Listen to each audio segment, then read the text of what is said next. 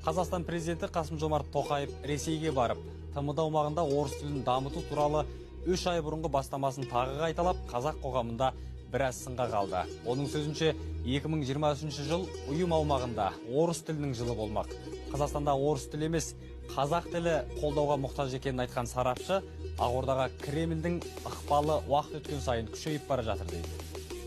Уважаемые коллеги, Санкт-Петербургте ТМД елдерінің бейресми саммитіне қатысқан Қазақстан президенті орыс тілін дамыту туралы қазан айында айтқан бастамасын тағы қайталады. Ол келесі жыл ұйым аясында орыс тілінің жылы болатынын мәлімдеді. Символично, что в наступающем 23-м году в Содружестве будет праздноваться или отмечаться год русского языка.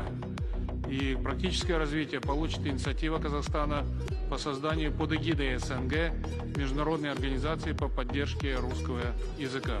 Орыс тілі елдерімізді біріктіретін негізгі күш деген Ресей президенті бұл ұсынысты қуана қабылдайтынын жасырмады. Алайда Қазақстан қоғамы қуана қоймады. Желідегі жұрт Тоқаев бастамасын сынға алды. Құжат жүзінде тәуелсіз Қазақстан Республикасының мемлекеттік тілі күнделікті дискриминацияға ұшырап жатқанда, онсыз да қоғамның бар саласынан нықтап орныққан орыс тіліне осыншама көңіл бөлудің қажеттілігі неде?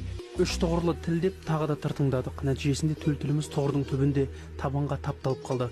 Енді міне 2023 жылда Қазақстандағы орыс